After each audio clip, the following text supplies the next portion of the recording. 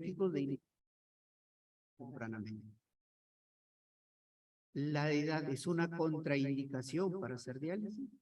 Hemos dicho que se han ampliado tanto los criterios que no podremos nosotros decir a un paciente que no se haga diálisis.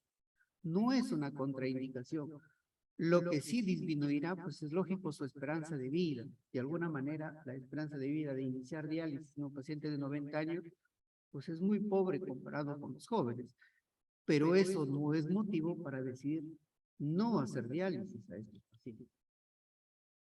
Sí, un criterio muy importante a la tasa de filtración glomerular que aun cuando el paciente inicia diálisis todavía persiste. Nosotros lo llamamos función renal residual. O sea, aun cuando inician diálisis, muchos pacientes todavía tienen funciones renales residuales. Estamos diciendo, lo comenzamos a tasa de filtraciones de 5, ese paciente tiene 5 de tasa de filtración todavía.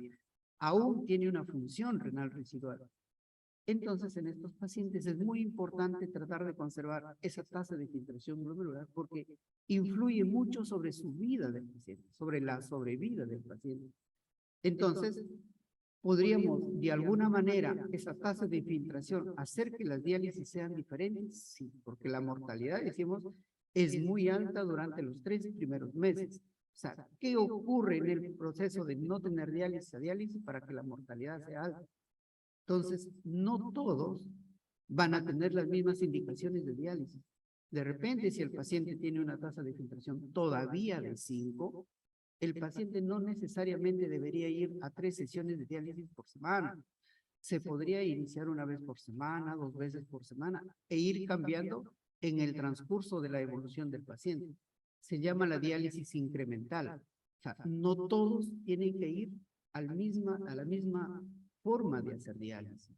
Y de repente aquí un concepto importante. Aun cuando el paciente esté en diálisis y tiene tasas de filtraciones glomerulares, es importante la preservación de esa función. Evitar contraste, evitar los aminoglucósidos, o sea, no porque está en diálisis, el paciente, tratemos de conservar, le decía, esa función es importante porque influye sobre su sobrevida. Entonces, aún ahí debemos seguir conservando. ¿Solo diálisis necesita el paciente? No. Necesita el manejo de la anemia, de la malnutrición, de la hipertensión, los episodios de sobrehidratación, de hipercalemia, las alteraciones del calcio fósforo, los accesos de diálisis. O sea, no solamente es diálisis al paciente, además tenemos que tener otras atenciones. Debe ser oportuna, ni tarde, ni muy antes. Como he dicho, muy antes no lo ayuda en ninguna, pero tampoco tarde. El problema es cómo nos llega a nosotros este paciente de tal manera que lo podemos preparar, lo podemos crear un acceso para estos pacientes e iniciar la diálisis de una manera adecuada. Entonces, nos hemos alejado de una diálisis estandarizada para todos. Ni siquiera tenemos grupos de pacientes para decir, ahí en este grupo lo atendemos de una manera diferente, para hacer una diálisis individualizada. O sea, cada paciente tendrá criterios diferentes, cada paciente tendrá expectativas diferentes, en cada lugar tendremos accesos diferentes.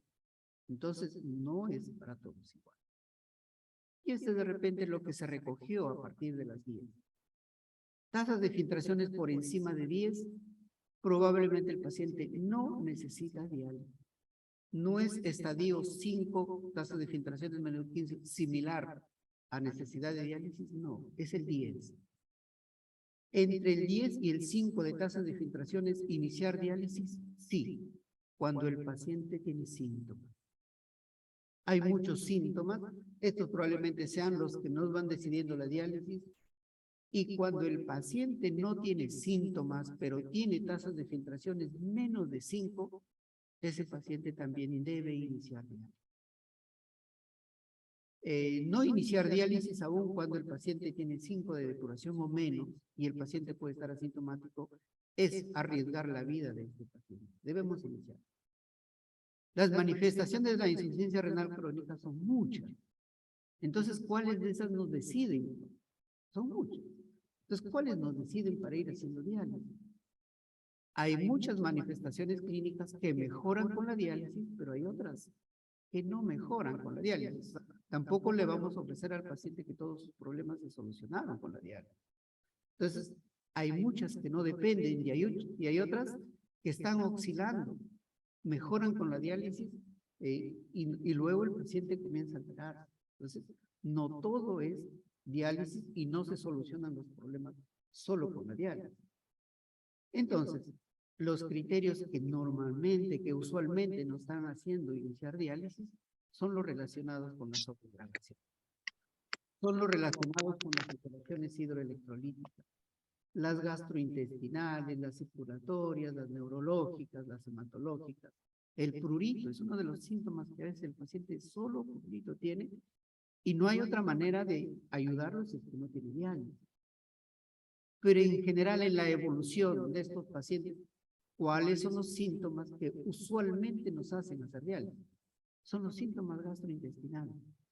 Es las náuseas, los vómitos, la falta de apetito, la desnutrición. Las alteraciones relacionadas con la sobrehidratación y sobre todo el malestar que tienen estos pacientes. O sea, esas son lo que probablemente nos van decidiendo cuándo iniciar diálisis. Pero iniciar diálisis urgente no es lo adecuado. El problema es cómo nos llega el paciente a nuestra especialidad o a un nefrólogo para que él decida la diálisis. Podría llegar de una manera tardía. Tardía es menos de 3 meses, algunos lo consideran menos de un.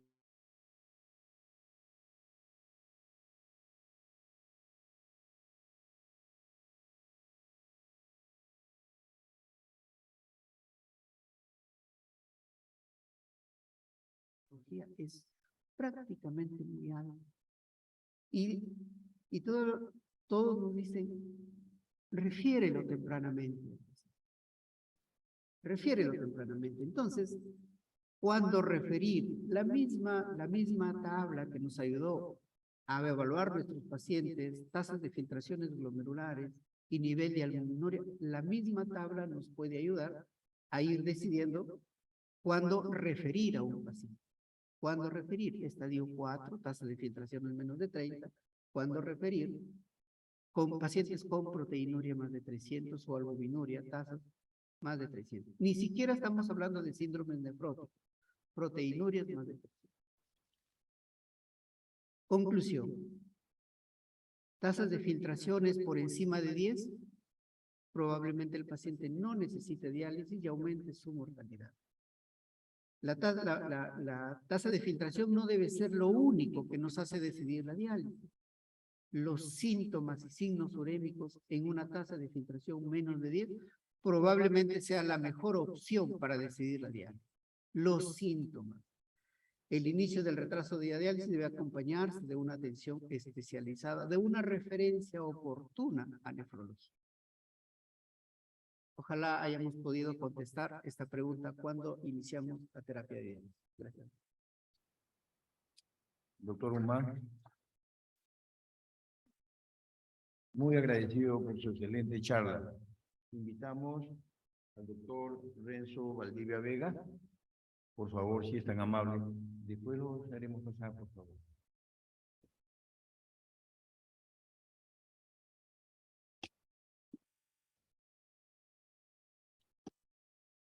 Muy bien, damos la bienvenida al doctor Renzo Pavel Valdivia Vega. Dentro de su hoja de vida es un médico de la Universidad Nacional San Antonio Abad del Cusco. Es segunda especialidad en nefrología por la Universidad Nacional Mayor de San Marcos. Maestro en medicina con mención en nefrología por la Universidad de San Martín de Porres. Su centro laboral es el Hospital Nacional Edgardo Rebagliati Martins.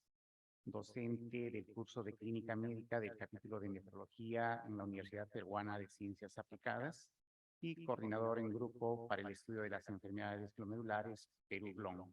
Él nos va a realizar la presentación del tema glomerulopatías primarias AFP.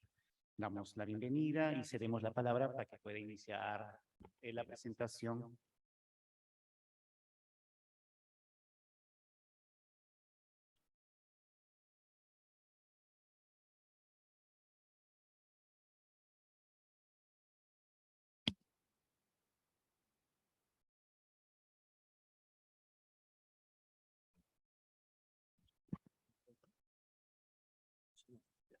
Buenos días. Buenos días. En primer lugar, quiero agradecer a la Sociedad Peruana de Medicina Interna por la grata invitación, saludar a todos los colegas que están en conexión. Saludar a Freddy, estimado amigo, un gusto de verte después de tantos años. Y, estimado doctor, presidente de la mesa. El tema que vamos a tocar ahora es glomerulopatías primarias.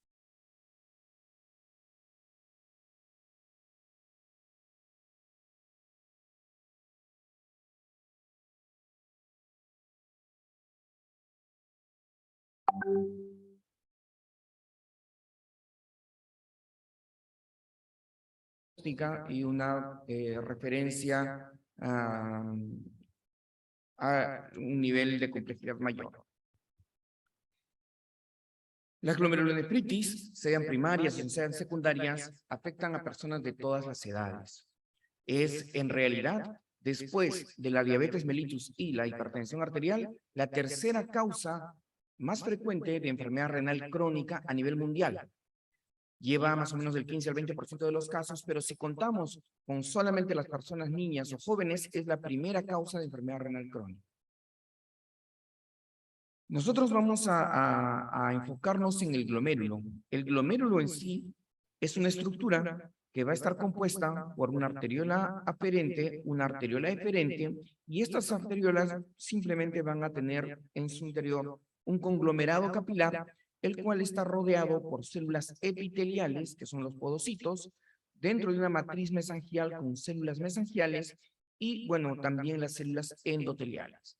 Las células, entonces, mesangiales, endoteliales y epiteliales, que también son células epiteliales de la cápsula de Bowman, van a ser el principal target de toda la proliferación, de todos los depósitos y de toda la alteración glomerular. Aquí vemos un corte donde podemos ver las células capilares, las células endoteliales, la membrana basal y los podocitos.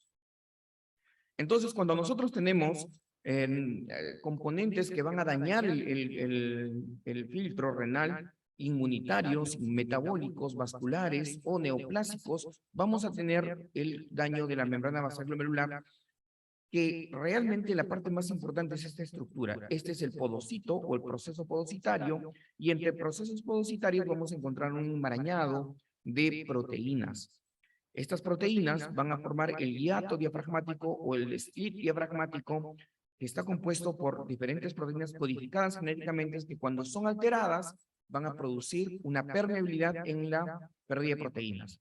Entonces, cuando nosotros tenemos un antígeno que puede ser endógeno o exógeno, este antígeno va a ser reconocido por la célula dendrítica, macrófago, célula plasmática, es decir, la célula presentadora de antígeno, la cual, a través de su receptor del complejo mayor de histocompatibilidad, va a presentarlo al linfocito T, que va a recibirlo a través de su T-cell receptor y va a estimular la diferenciación de las células. Las células van a su vez estimular a las células B para la producción de anticuerpos específicos después de inducir la señal. Entonces, aquí podemos ver cómo la célula presentadora de antígeno va a interconectarse con el linfocito T, el linfocito T naive CD4, el cual va a diferenciarse dependiendo del entorno inmunológico que podamos tener. Por ejemplo, si es un entorno en el cual predomina el factor de crecimiento tumoral, entonces vamos a generar células T reguladoras que van a sintetizar factor de necrosis tumoral, interleuquina D y el factor citotóxico CTLA4. Y esto va a producir una disminución, una disregulación de la respuesta y la tolerancia inmunológica. Cuando estamos en un entorno inflamatorio con interleuquina 2, entonces vamos a sintetizar, van a proliferar o diferenciarse en TH1, que va a producir el interferón gamma y el factor de necrosis tumoral para producir macrófagos, células T y fibrina. De la misma manera, cuando son estimuladas por la interleuquina 2, 4, 13, van a producir un complejo de hiperreactividad con producción de inmunoglobulina E y eosinófilos, y cuando son dentro del entorno del factor de crecimiento beta, IL-6 y interleuquina B3, van a formarse los linfocitos TH17 para producir un daño directo una injuria directa y un reclutamiento de polimorfos nucleares de neutrófilos. Y esto es importante saber porque nosotros vamos a tener no solamente este componente de linfocitos T, sino también se va a activar la cascada del complemento. Y la cascada de complemento cada vez viene siendo más estudiado como componente fisiopatológico que de diferentes patologías. Nosotros podemos ver cómo empieza cuando hay una interacción entre el C3 y la C3 convertasa. Esta activación va a estimular a la célula, a C5, y a través de la C3 convertasa va a hacer un clip en el C5 y va a formar el complejo de ataque de membrana C5b9. Este complejo de ataque de membrana va a tener un daño directo sobre las células endoteliales, va a producir la proliferación. Entonces, como decíamos, una vez que se activan las células VNI, van a producir una maduración dependiendo del estímulo y finalmente van a generar depósitos glomerulares, activando la vía clásica del complemento, activando la vía alterna del complemento y activando también la vía de la lectina. Esto va a producir un complejo de ataque de membrana y finalmente, después del daño ocasionado, va a manifestarse en un daño de la barrera de filtración produciendo proteinuria o una inflamación y proliferación produciendo un sedimento urinario activo. Entonces, cuando nosotros empezamos a ver que el principal componente glomerular va a activarse de diferentes maneras, vamos a tener glomerulopatías primarias o secundarias. En esta ocasión solamente vamos a hablar de las glomerulopatías primarias, que son las que mencionamos y vamos a detallar en un momento. Recordar también que las glomerulopatías primarias, que son estas en azul y en color más claro, son las secundarias. Las glomerulopatías primarias van a depender de su frecuencia, del estudio que se ha realizado. En Latinoamérica, por ejemplo, la nefropatía por inmunoglobulina IgA no va a ser la más frecuente, por cuestiones de raza muchas veces, pero por cuestiones de diagnóstico, de las biopsias. En Japón, por ejemplo, desde hace más de 20 años, se realizan biopsias adolescentes en colegios con hematuria o con cualquier tipo de sedimento activo, se les hace una biopsia de rutina y por eso es que ellos tienen la tasa más alta de inmunoglobulina A. De la misma manera en Europa, que es rutinario hacer inmunoglobulina A en biopsias, tiene la tasa más alta.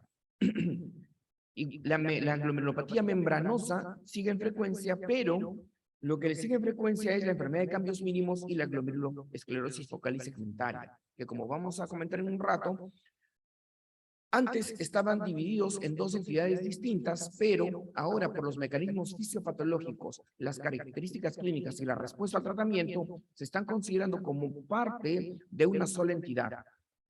Entonces, si nosotros tenemos en cuenta el porcentaje de estas dos juntas, va a ser la patología glomerular más frecuente. La segunda que más frecuente es la membranosa y la tercera debería ser IgA en nuestro entorno latinoamericano. Entonces, la enfermedad de cambios mínimos es una patología glomerular que usualmente cursa con un síndrome nefrótico típico, florido. El paciente viene edematoso, con una proteinuria masiva y una hipoalbuminemia severa.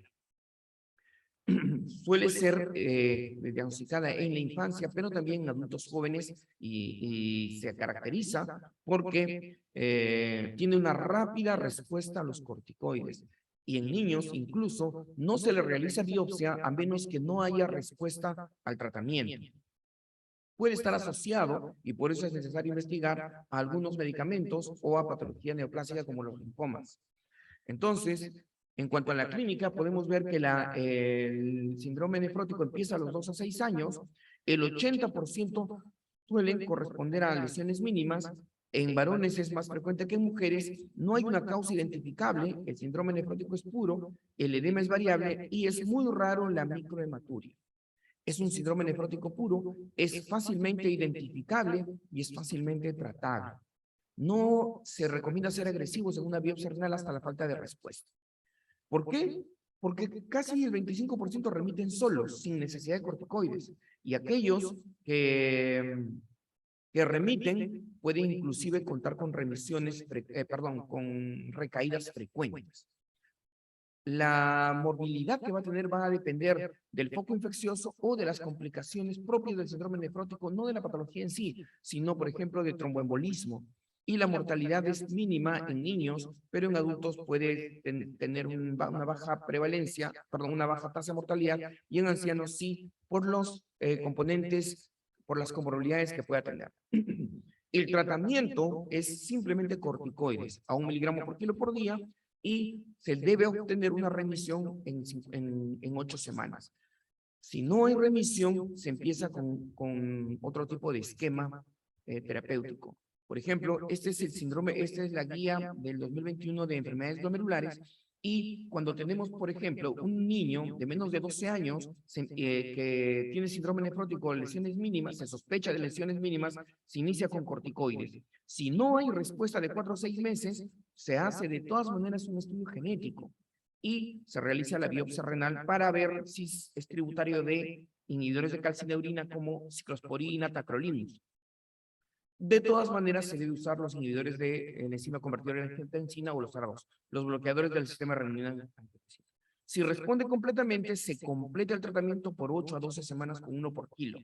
Y ahí vamos a identificar si es un corticoide dependiente y se debe cambiar la terapia a otros inmunosupresores, si es un recaedor infrecuente o si es un recaedor frecuente donde también se debe sopesar el cambio a otros inmunosupresores.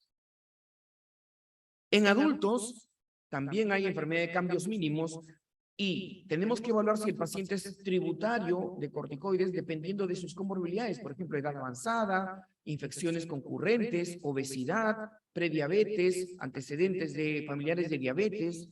Y esto, si no hay contraindicación, debemos empezar corticoides, pero si es que encontramos contraindicaciones al uso de esteroides, porque recuerden que debe ser alta dosis, 1 miligramo por kilo por día, máximo 80 miligramos, debemos usar inmunosupresores como ciclofosfamida en primer lugar, inhibidores de calcineurina en segundo lugar y micofenolato o rituximab, que también se están evaluando. En aquellos recaedores frecuentes o dependientes de esteroides, se recomienda usar ciclofosfamida si no ha empezado con ciclofosfamida, pero si empezó con ciclofosfamida debemos escalar al rituximab o alternar con inhibidores de calcineurina. En segundo lugar, tenemos la glomerulosclerosis focal y segmentaria. Recordar que glomerulosclerosis focal y segmentaria es una patología bastante frecuente que puede ser la misma entidad de la enfermedad de cambios mínimos en diferentes estadios, aunque todavía no hay un consenso, pero en la siguiente clasificación se están estudiando este tema. Se caracteriza porque hay esclerosis a nivel del glomérulo, que puede inclusive obliterar el glomérulo en su forma colapsante, o puede ser simplemente en parches. ¿Por qué se llama focal? Porque solamente es un poco del riñón. ¿Y por qué se llama segmentaria? Porque solamente es en un segmento del glomérulo. Es decir, cuando nosotros querramos hacer un diagnóstico adecuado, tenemos que hacer una biopsia adecuada con una muestra representativa que tenga por lo menos más de 20 glomérulos y así poder abarcar que no se nos escape una lesión focal en algún lado.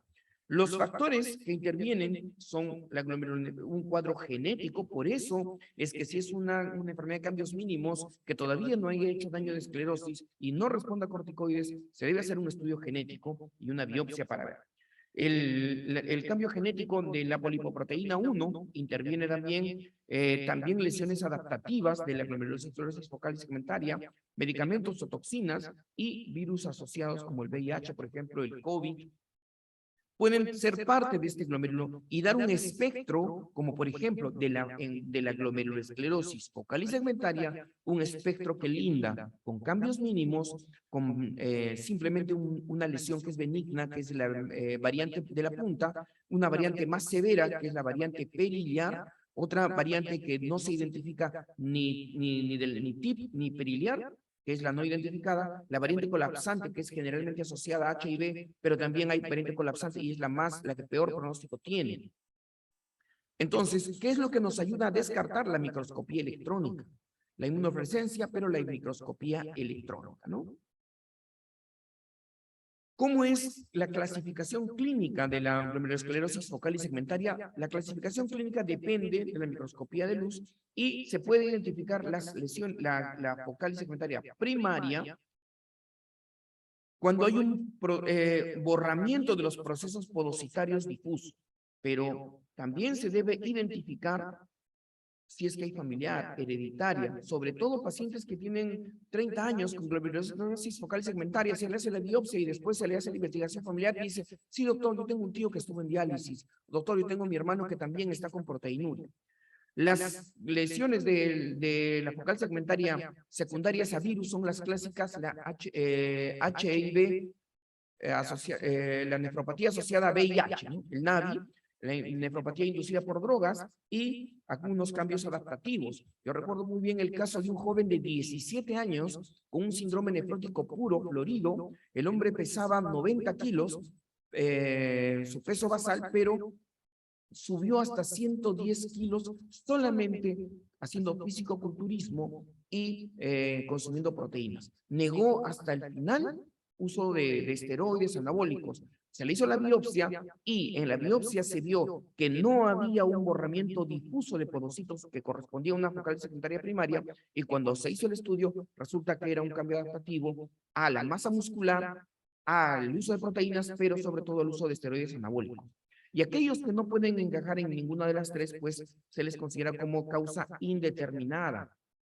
Y este tipo ha sido recién implementado en esta guía del 2021 porque es como un cajón desastre donde no encajan todas las demás características. Entonces, en este glomérulo normal, los procesos podocitarios están intactos, la permeabilidad está adecuada, pero cuando hay una lesión vascular, el citoesqueleto, que podemos ver acá, el citoesqueleto de actina se altera y los podocitos que deben estar separados empiezan a borrarse las uniones y empiezan a hacer un borramiento difuso, lo que va a ocasionar una proteinuria severa, ocasionando los daños que hemos podido ver. No sé si se puede ver. Se supone que en la microscopía electrónica deben tener estas características, pero acá se ve como un cinturón completo. Ese es el borramiento difuso de los podocitos. Entonces, hay momentos en los que se debe hacer un estudio genético, cuando son niños, cuando no hay respuesta a corticoides, y el estudio genético debe ser sobre todo cuando hay pacientes familiares o resistentes a terapia. Entonces, se debe hacer una evaluación clínica, una biopsia renal, incluida microscopía electrónica. La microscopía electrónica lamentablemente no está implementada en los hospitales excepto en el Instituto Nacional de Salud del Niño de San Borja y se deben establecer convenios, pero todo síndrome nefrótico debe ir a microscopía electrónica y debe tramitarse. En caso de un síndrome nefrótico con borramiento difuso de podocitos, si no hay respuesta a terapia de primera línea, debe ir a estudio genético. Si es un síndrome nefrótico, pero si es un síndrome no nefrótico, pero que tiene borramiento difuso de podocitos, entonces va a estudio genético. Si es un síndrome nefrótico o no nefrótico con borramiento de podocitos y no hay evidencia de causas secundarias, va a estudio genético. Y como les mencionaba, estas son las clases clínicas de glomerulosclerosis, la no identificada, la variante periliar, que es la más agresiva, una de las más agresivas, la variante celular o la normal, la variante de la punta y la variante colapsante, que básicamente nos lleva rápidamente a una enfermedad renal dependiente de diálisis. Pero muchas veces la glomerulosclerosis focal y segmentaria no es una entidad patológica en sí, sino, como su nombre lo dice, la esclerosis es un proceso cicatrizal y puede estar en parches o en segmentos o en focos y puede ser como consecuencia de otra glomerulopatía.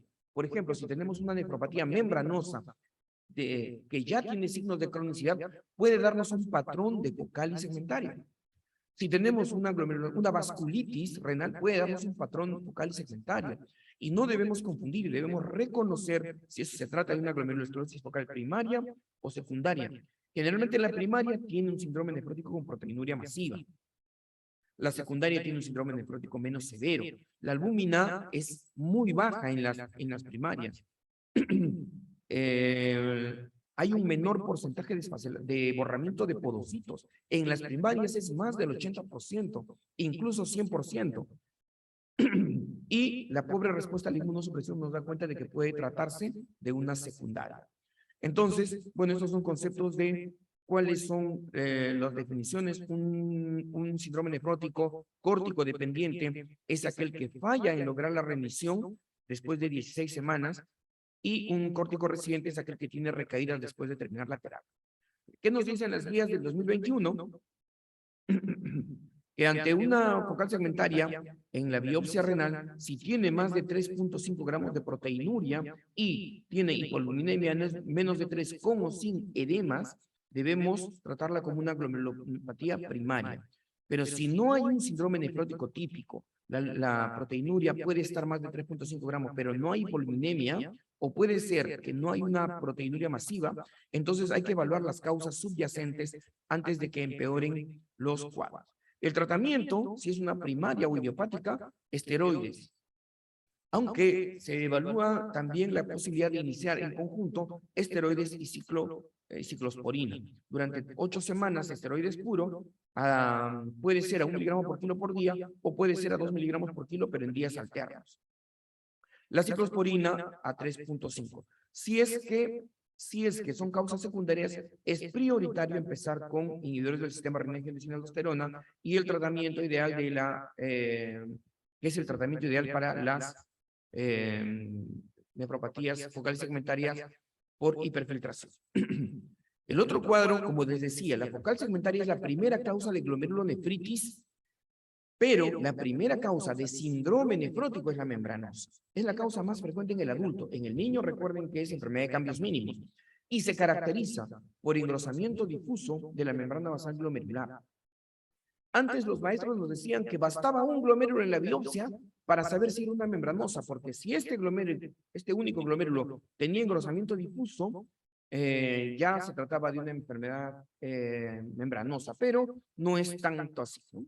La nefropatía membranosa se caracteriza por un engrosamiento difuso de los capilares, difuso, incluso formando asas de alambre, y un depósito de inmunoglobulina G, sobre todo la IgG4, que es típica. Pueden haber depósitos de inmunoglobulina C3 y a nivel de la microscopía electrónica se pueden ver depósitos subepiteliales.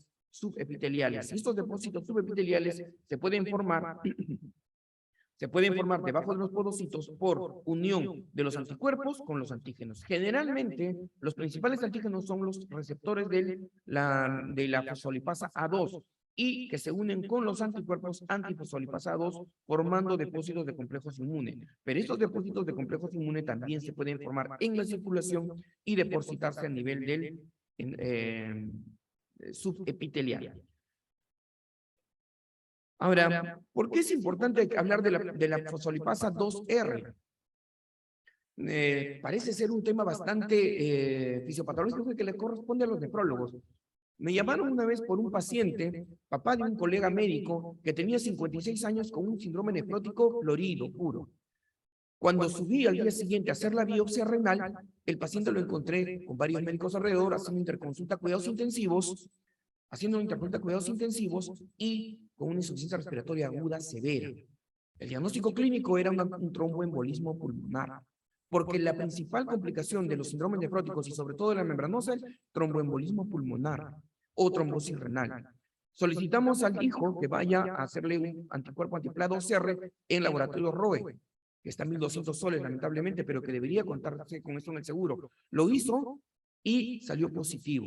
No fue necesario hacer la biopsia renal en una nefropatía membranosa con el cuadro clínico y con los anticuerpos antiplados CR. ¿Por qué?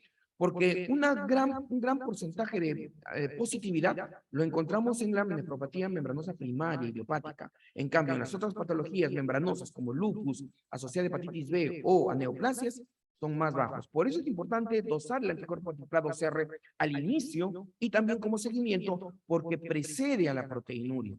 No solamente el inicio, sino la respuesta, la disminución de anticuerpos antiplados CR también va a predecir la caída de la proteinuria y también el relapso de la proteinuria.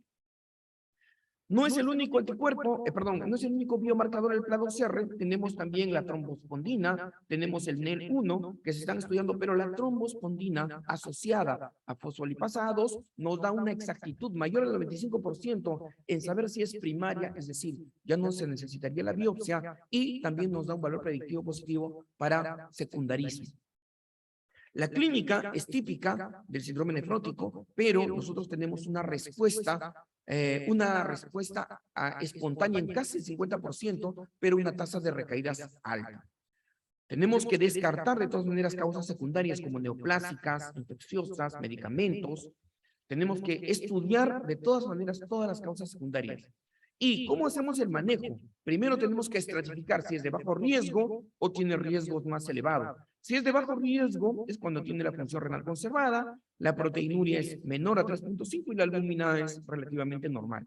En los riesgos moderados ya es cuando tiene proteinuria masiva, pero después de 6 meses con inhibidores del sistema renina-angiotensina-aldosterona, no ha habido disminución en el más del 50%. Es lo que se busca, la disminución en el más del 50% de la proteinuria. Es decir, si tenía 6 gramos de proteinuria, debe estar en menos de 3. Esa es la reducción en más del 50%. Alto riesgo es cuando ya hay compromiso de la función renal y muy alto riesgo es hay compromiso de órganos vitales. Doctor Entonces, Valdivia, tiene 2 minutos. ¿Perdón? Tiene 2 minutos para 2 minutos, ok. Entonces, la nefropatía membranosa debe evaluarse el tratamiento según el riesgo, alto, moderado, severo. Y aquí es muy importante recalcar en el tratamiento de la nefropatía membranosa, que es la causa más frecuente. Rituximab se está estudiando como primera línea, pero rituximab cuesta demasiado dinero para nuestra realidad e incluso para los asegurados. Por eso, el principal esquema es el corticoide con ciclofosfamida. 6 meses ha demostrado ser igual o superior al rituximab, pero con algo mayor de efectos adversos. Los resistentes sí, debemos tratar de usar anticuerpos monoclonales. Estos son los estudios que muestro, donde la ciclofosfamida demuestra ser igual o superior que el rituximab, pero tiene mayor tasa de efectos adversos. Y recordar siempre, en la síndrome nefrótico asociado a glomerulopatía membranosa, el alto riesgo de trombosis. El alto riesgo de trombosis. Si estamos en un piso de medicina interna donde usualmente están nuestros pacientes, tenemos que recordar que si tiene menos de 2 de albúmina y tiene riesgos, tiene que usar anticoagulación. Pero si no, la albúmina no es tan alta, no es tan baja, puede usar aspirina. Si la albúmina es alta, debe usar aspirina, o si tiene riesgo de sangrado, debe usar warfarina, o si tiene riesgo de sangrado, debe usar, si no tiene riesgo de sangrado, debe usar warfarina o heparina de bajo peso molecular. Siempre, sin miedo, debemos preocuparnos porque el paciente no se va a morir de la nefropatía membranosa, pero sí del tromboembolismo pulmonar. En cambio, si no tiene riesgo de sangrado, debemos ir contra esto. Si tiene riesgo de sangrado, debemos ir solamente a aspirina. Entonces, la anticoagulación es una parte importante del manejo del síndrome nefrótico y es algo que deberíamos propender. Lamentablemente, las siguientes nefropatías, la nefropatía IgA es poco frecuente en nuestro medio porque tiene baja prevalencia. Solamente es una hematuria recurrente y la sobrevida suele ser benigna. El tratamiento no se ha estandarizado, no se ha puesto de acuerdo a los corticoides, micofenolato. Es más, el manejo conservativo tiene igual respuesta que aquellos con manejo con corticoides. Y finalmente la glomerulonefritis membranoproliferativa, que antes se consideraba como glomerulonefritis primaria, ahora lo que nosotros tenemos que ver es que tiene que ver con un descarte. Si tenemos un patrón de glomerulonefritis primaria, es obligatorio hacer el descarte de enfermedades autoinmunes, enfermedades infecciosas, crioglobulinemia, disproteinemia, y si esto es negativo, recién podemos llegar a una, por ejemplo, sobre todo las gamapatías monoclonales en la membrana proliferativa. Hemos visto interconsultas de medicina interna con pacientes con sospecha de mieloma y que tienen membrana proliferativa.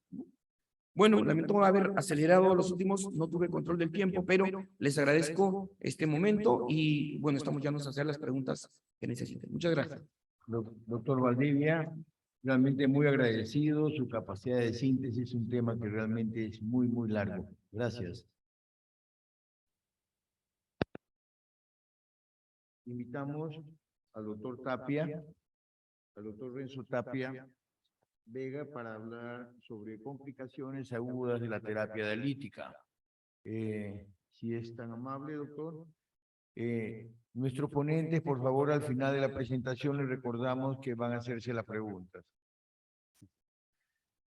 A los colegas que están en forma virtual siguiendo, agradeceríamos que ya pueden por la vía virtual vayan haciendo sus preguntas, por favor.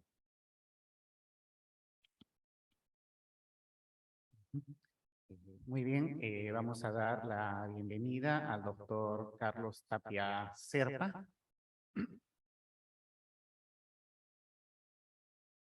El doctor Carlos Tapia es médico internista y nefrólogo en el Centro Nacional de Salud Renal y en la Universidad Peruana Cayetano Heredia.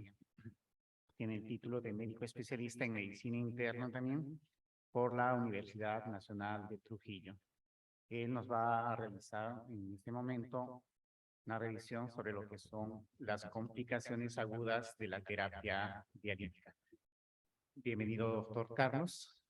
Le cedemos la palabra para que pueda iniciar su presentación. Muchas gracias a colegas de la mesa directiva, a los colegas presentes y también a los colegas que nos están siguiendo de manera virtual. Bueno, hablar de complicaciones agudas en hemodiálisis es un tema realmente largo. Vamos a tratar de hacer de manera sucinta y los puntos específicos el internista. Bueno, en realidad las complicaciones agudas en hemodiálisis, si nosotros pensamos en un paciente en hemodiálisis que está expuesto a numerosos factores de riesgo, es evidente que comprenderemos que la prevalencia y la incidencia de complicaciones agudas es bastante alta. Complicaciones que pueden ir desde situaciones menores hasta situaciones también de muerte y muy graves. Evidentemente las complicaciones no se limitan a la lista que hemos considerado acá, de manera que hay criterios de priorización, las más frecuentes, las más severas y las que probablemente tengan una repercusión clínica para verse después en el departamento de emergencias, en piso de hospitalización, etcétera, etcétera, de manera que nosotros podamos como internistas enfrentarnos también a este grupo de pacientes en hemodiálisis, no solamente en el área donde se dializa, en el centro de diálisis. Bueno, la más frecuente evidentemente es la hipotensión intradiálisis. En realidad es muy difícil hacer una definición de qué es hipotensión intradiálisis. Hay definiciones con el valor mínimo de presión arterial, en cuánto disminuye la presión arterial en la sesión de diálisis. Tendríamos que saber también el nivel en el que se hipoperfunden los órganos o en el tiempo. ¿A quién le podemos decir que es un paciente que tiene tendencia a hacer hipotensión intradiálisis? A aquellos que tienen más del 10% de sus sesiones complicadas con esta entidad o más del 30%. Hay muchas definiciones en realidad y no se ha llegado a un consenso en general. Pero algunos lineamientos mencionan que disminución del más de 20% de la presión arterial sistólica del principio al fin de la sesión o más del 10% en la presión arterial media más la presencia de síntomas que hace que nosotros tengamos que intervenir. Y este no es un tema menor, porque también se ha estudiado que a menor presión arterial sistólica al inicio de la diálisis, aumenta la mortalidad hacia los 2 años en los pacientes en hemodiálisis. Entonces, en realidad, este no es un tema menor. El cuadro clínico es muy variable, van desde pacientes asintomáticos hasta la muerte de los pacientes en algunos casos. Entonces, es muy importante que le pongamos atención a este cuadro clínico, más si todavía está relacionada con la mortalidad hacia los 2 años. Ocurre en el 10 al 30% de las sesiones en hemodiálisis. En realidad, esto es un tema muy importante. Hay pacientes que tienen una muy buena función renal residual al ingreso de los pacientes a hemodiálisis, pero con cada cuadro de hipotensión arterial se va perdiendo la función renal residual y al final tendremos un paciente que ya no orina absolutamente nada y esa función renal residual nos ayuda mucho en el manejo de los pacientes. Los factores, digamos, que se relacionan con la hipotensión intradiálisis son muy variados, desde factores cardíacos relacionados con el paciente, pacientes con neuropatía. Entonces, en realidad, si nosotros miramos, todos los factores de riesgo que se encuentran acá están muy concentrados en los pacientes en hemodiálisis. Entonces, es de esperar que un gran grupo de estas sesiones de hemodiálisis se compliquen realmente con la hipotensión. Pero no solamente debemos pensar en hipotensión en un paciente que se hipotensa dentro de la diálisis, sino hay que pensar en otras entidades que también cursan con hipotensión, pero están sucediendo. Desde temas neurológicos, como por ejemplo enfermedades vasculares cerebrales, o también fenómenos cardiovasculares, u otros desórdenes como sepsis, etcétera, etcétera. Entonces, hay que hacer una buena evaluación del paciente cuando el paciente presente la hipotensión arterial. El manejo en líneas generales va desde la posición del paciente, reducir la ultrafiltración y administrar bolos de salina. Cuando se ha estudiado en realidad que otros elementos pueden intervenir, en realidad la poligelina, la albúmina, etcétera, no han demostrado ser mejores que los bolos de salino. De manera que el manejo es bastante simple cuando el paciente se le reconoce con esta complicación, el manejo es bastante simple. ¿Cómo prevenimos que un paciente en hemodiálisis no tenga esta tendencia a hacer hipotensiones? En realidad, como hemos visto, los factores son muy variados, entonces también las estrategias de prevención son grandes, son variadas también.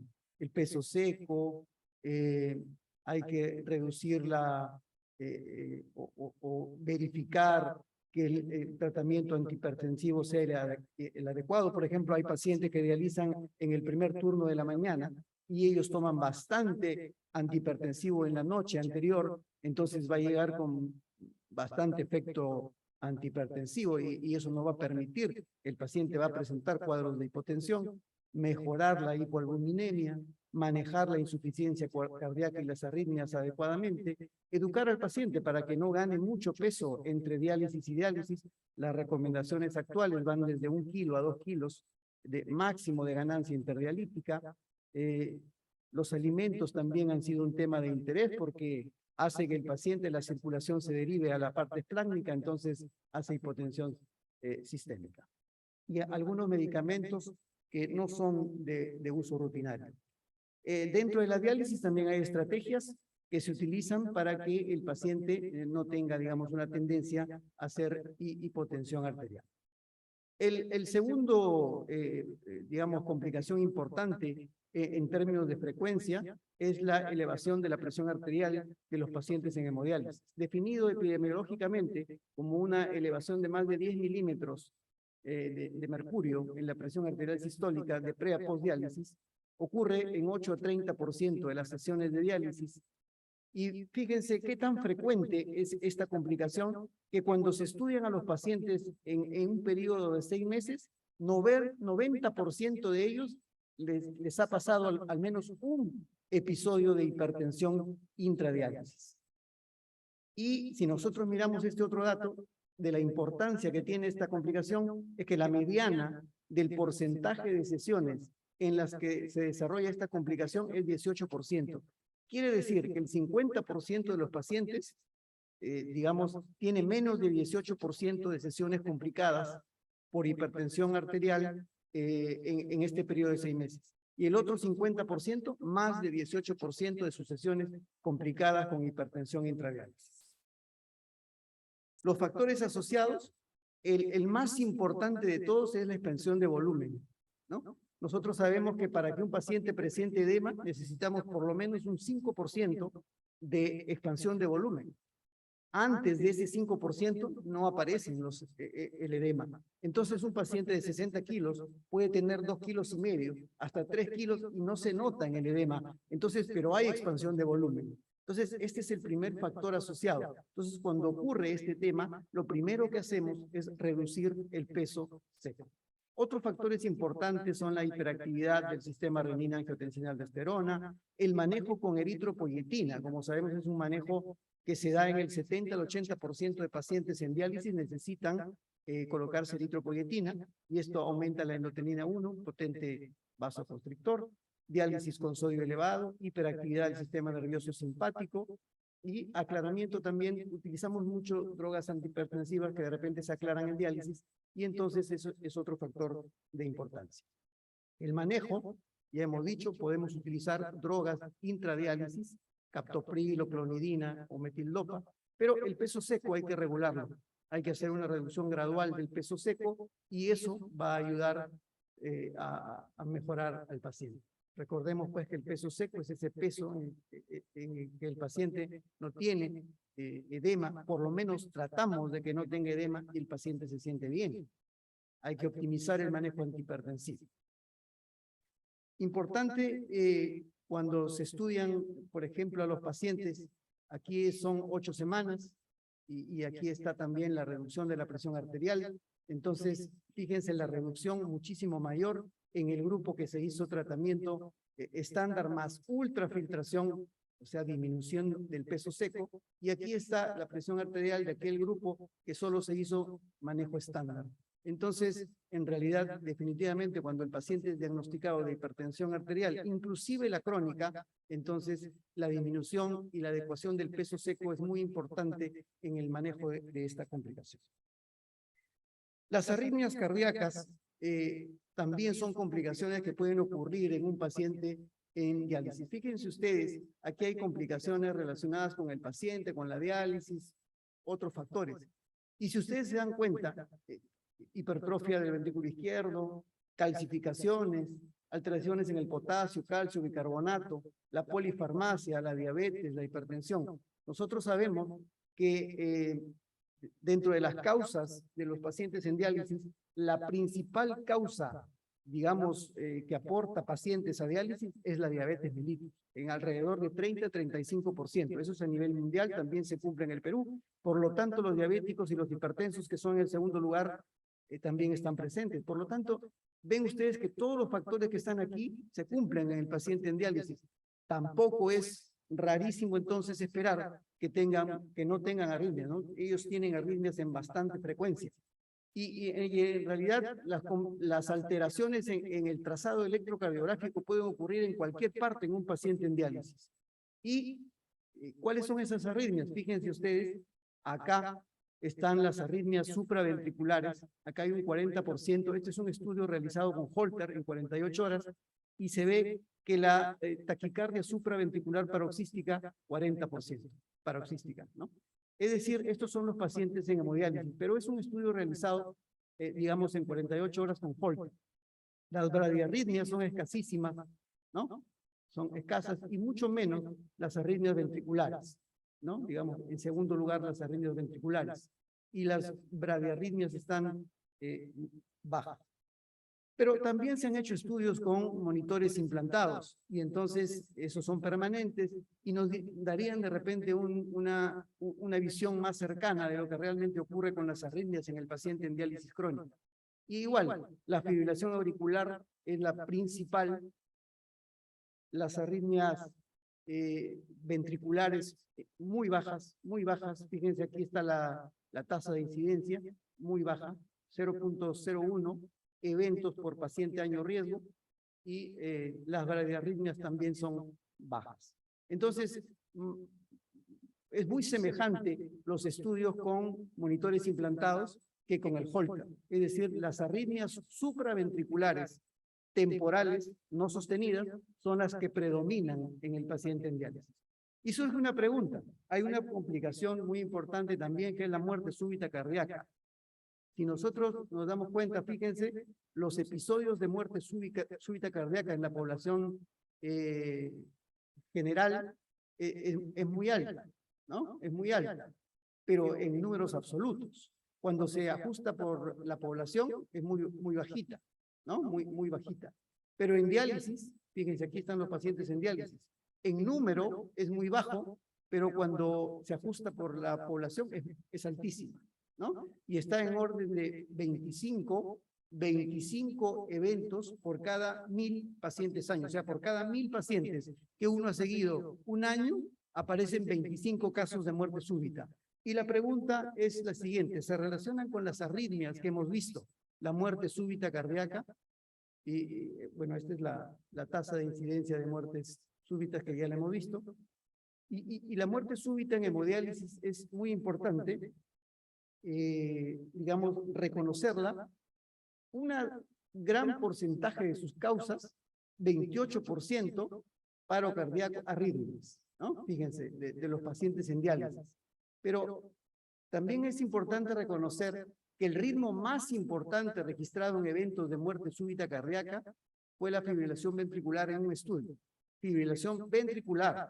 Pero en este estudio que tuvo a la fibrilación ventricular y la taquicardia ventricular como, digamos, ritmos de frecuencia justo antes de producirse el evento, tuvieron la característica de tener fracción de eyección de menos de 30%. En aquellos estudios en donde los pacientes fueron ingresados todos, aquellos que tienen fracción de eyección, digamos, más de 0,35, entonces los eventos fueron bradicardia o asistolia. Quiere decir que la mayoría de trastornos arrítmicos son benignos y son supraventriculares. Fibrilación auricular, taquicardia ventricular auricular, digamos, paroxística, pero esos eventos no llevan a la muerte súbita. Los eventos relacionados con muerte súbita son la taquicardia ventricular y fibrilación ventricular en aquellos que tienen fracción de eyección muy baja y los eventos de bradicardia o asistolia en aquellos que tienen fracción de eyección no baja, ¿no? Son diferentes. ¿Y cuáles son los factores de riesgo de arritmias en diálisis? Miren ustedes la presión arterial, hipercalemia, para desórdenes de conducción, bicarbonato menor de 22, hemoglobina más de 11, etc. Para arritmias ventriculares también tenemos, y ahí está, por ejemplo, la hipocalemia, historia de enfermedad coronaria. Para fibrilación auricular también, fíjense, hipocalemia nuevamente, hiperfosfatemia. Quiere decir que dentro de los desórdenes de conducción, arritmias ventriculares y fibrilación auricular, tenemos factores de riesgo que están realmente elevadísimos y concentrados en los pacientes en hemodiálisis. El primero, como dije, es el potasio en líquido de diálisis. Y este factor se ha relacionado, sobre todo cuando uno dializa. Recordemos que el paciente, nosotros no hacemos la medición del potasio prediálisis en todas las sesiones. Hay algunos establecimientos, instituciones y seguros que lo hacen una vez al mes, otros lo hacen bimensual. De manera que nosotros, solamente por el cuadro clínico, es muy difícil sospechar cuál es el nivel de potasio que tiene un paciente. Entonces nosotros, el baño es estándar. El baño de diálisis contiene 2 miliequivalentes por litro de potasio. Pero si el paciente llegara con menos de ese valor, entonces hacemos daño no dializándolo de manera adecuada. La muerte súbita se ha relacionado cuando uno dializa con baños de potasio menores a 2, sobre todo menores a 2. También se ha relacionado la muerte súbita de los pacientes cuando la diferencia del potasio entre lo que trae el paciente con relación al concentrado de diálisis, al líquido de diálisis, es alta.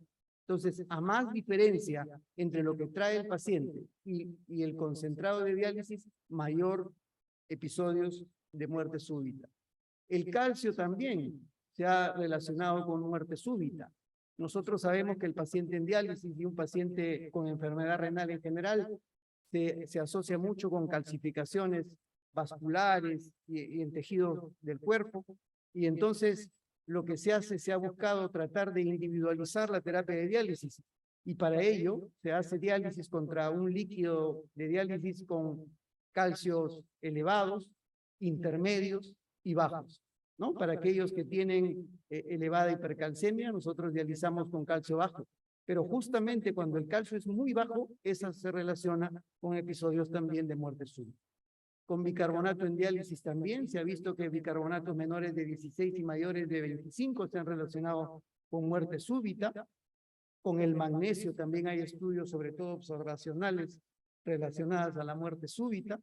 Y también con la tasa de ultrafiltración. Pacientes que a veces no se cuidan en el periodo interdialítico y traen mucho líquido entre diálisis y diálisis, nos vemos obligados muchas veces a tener que hacerles tasas de ultrafiltración elevadas. También se ha relacionado con la muerte súbita. Entonces, ¿qué hacer para disminuir los eventos de muerte súbita? prescripción óptima de las sesiones de hemodiálisis, porque como ustedes han visto, relacionadas con el fósforo, potasio, calcio, etcétera, y todas se manejan por el nefrólogo en hemodiálisis. Bueno, ¿y qué hacer? Fíjense, cuando se implantan desfibriladores en la población general, se ha visto disminución de la mortalidad. En pacientes en diálisis con desfibriladores implantados, también hay algunos estudios que muestran una diferencia en la mortalidad, en la sobrevida, pero hay otros estudios que no han demostrado, por lo tanto, nos quedamos en el lugar de todavía no es definitivo el recomendar el uso de estos desfibriladores implantados. Para terminar, hemos escogido también este cuadro, fíjense, en el año 62, justo cuando las sesiones de hemodiálisis estaban siendo rutinarias, se estaban haciendo masivos para la población de Estados Unidos, se reportó algunos casos, 3 casos de pacientes que empezaron la diálisis y que tuvieron alteraciones del estado de la conciencia. Cuando se les midió el nivel de urea en el plasma, miren cómo disminuía en los 3 casos, y en el líquido cefalorraquídeo los niveles de urea aumentaron. Entonces dijeron, puede ser el factor de riesgo, es porque retiramos muy rápidamente a la urea, y en el líquido cefalorraquídeo, en el cerebro, todavía queda, y entonces es esa diferencia la que hace que hay este problema. Y efectivamente, miren, aquí están en la parte normal, esta es una célula cerebral, el número de acuaporinas y el de transportadores de urea están en la misma proporción, pero en la uremia los transportadores de urea disminuyen y las acuaporinas aumentan. Quiere decir que el movimiento de agua es mucho más rápido que el movimiento de urea. Entonces, cuando es la primera sesión de diálisis y el paciente trae mucha urea, si yo le quito toda la urea del extracelular, entonces la urea no se puede mover tan rápido como hemos visto, hay disminución del número de transportadores de urea, entonces el que se mueve más rápido es el agua, y entonces el agua pasa desde el extracelular, medio que quedó ya hipotónico por haber quitado la urea, y pasa a la célula y hace edema cerebral. Esta sería entonces la fisiopatología de este síndrome que denominamos síndrome de desequilibrio en diálisis. Bueno, esto es lo mismo. Y no solamente se explica en el cerebro el desequilibrio, fíjense, esta es una explicación muy parecida a la cerebral, pero en el oído. Entonces, también muchas veces nosotros denominamos o aparecen disturbios no solamente auditivos, sino del equilibrio en pacientes en diálisis, y tendrían una explicación muy similar a la del desequilibrio cerebral. ¿Cuáles son los factores de riesgo? El primer tratamiento, mucha urea, sacarle muy rápido la urea, urea elevada, hipernatremia, hiperglicemia, los extremos de la vida, acidosis metabólica, anormalidades neurológicas previas. Entonces, pero de todas maneras, no siempre un paciente que pierda o altere la conciencia en hemodiálisis va a tener desequilibrio en diálisis. Podemos estar ante otros eventos como hematoma subdural, eventos vasculares, etcétera, que hay que saber reconocer. Finalmente, entonces, ¿cuál es el manejo? La prevención es importante. Se termina la sesión, podemos utilizar un agente que disminuye el edema cerebral, puede ser mannitol, salino hipertónico, en algunos casos se necesitará por soporte ventilatorio o hacer hiperventilación. Entonces, esta es la última diapositiva. Miren, la dosis de diálisis no tendrá que ser la más alta en la primera sesión. La dosis de diálisis usualmente aquí en esta fórmula que se llama KTB es alcanzar un KTB de 1.3, pero no se puede, no se debe hacer en la primera sesión. En la primera sesión solamente 0.5, máximo 2 horas. Un flujo de sangre lento, llegar a la meta en 2 a 3 sesiones todavía. Podemos utilizar mannitol en las primeras sesiones como preventivo, podemos modelar el sodio, etcétera, etcétera. Entonces, son algunas medidas que utilizamos para prevenir el síndrome de desequilibrio en diálisis. Bueno, esas son, en líneas generales, algunas, no son todas. Estas son, digamos, las que hemos escogido de acuerdo a los criterios de priorización que adelanté al inicio. Quedan muchísimas más. Evidentemente no se puede tocar todas en esta sesión de 25 minutos. Ojalá que les haya ayudado estas esta exposición. Muchísimas gracias. Doctor Carlos Tapia, se le agradece realmente su magnífica disertación. Muchas gracias.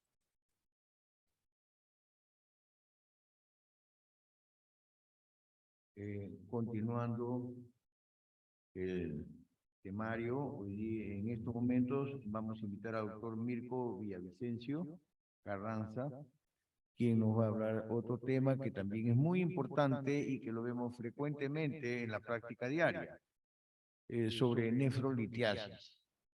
Señor secretario, doctor Daza. Muy bien, damos la bienvenida al doctor Mirko Villavicencio Carranza. En su hoja de vida, el doctor Mirko es jefe del Servicio de Nefrología Clínica del Hospital Rebagliati Salud, director médico del Centro de Diálisis Victoria, profesor auxiliar de pregrado en la Universidad Ricardo Palma, profesor auxiliar de posgrado en la Universidad Privada Antenor Orrego de Trujillo. Él nos va a hacer la revisión del tema nefrolitiasis, el enfoque clínico. Bienvenido, doctor. Le damos la palabra. Muy buenos días a todos. Muy agradecido con la Sociedad Peruana de Medicina Interna por la invitación. Bueno, ahora en este momento vamos a tocar el tema de nefrolitiasis, enfoque clínico, ¿no? Sobre todo entendiendo la litiasis renal como una enfermedad crónica, como una enfermedad recurrente, que por lo tanto lo que más requiere es el manejo preventivo. Entonces, vamos. Preventivo. Entonces, disculpe. Como ya había adelantado, la enfermedad litiasis renal es una enfermedad muy frecuente, ¿no? En esta revisión teníamos 3 a 4% de la población, pero actualmente hay guías, hay reportes que ya refieren que estamos en el 7% de lo que es la población. También era considerado de predominio masculino, ¿no? Antes se decía de 3 a 4 hombres por cada mujer. Sin embargo, esta brecha también se ha cortado. Últimas revisiones indican de que ya la relación entre hombre y mujer casi es de 1 a 1. Se presenta fundamentalmente en la tercera década de la vida y tiene alta tendencia a la recidiva, ¿no? De estos pacientes que han tenido un cálculo renal, casi el 50% de los pacientes van a volver a tener otro episodio de cálculo renal durante los 5 años siguientes. 30% de ellos tienen un antecedente familiar. En cuanto a la epidemiología, como les he comentado, según esto, lo que es la encuesta nacional de salud y nutrición, en el 2012 ya había un aumento importante de lo que es la incidencia de lo que es la nefrolitiasis tanto en hombres como en mujeres, y la principal razón es la dietética, ¿no? Actualmente se está viendo mucho lo que es su relación de lo que es la litiasis renal con lo que es el síndrome metabólico, y se ha visto que tanto la obesidad como los diabetes son factores de riesgo independientes para la incidencia de lo que son la litiasis renal. Entonces, aparte, hay diferentes tipos de situaciones que pueden ayudar a que se produzca más litiasis renal, como lo que son las cirugías bariátricas o el abuso de vitamina C, entre otros desórdenes.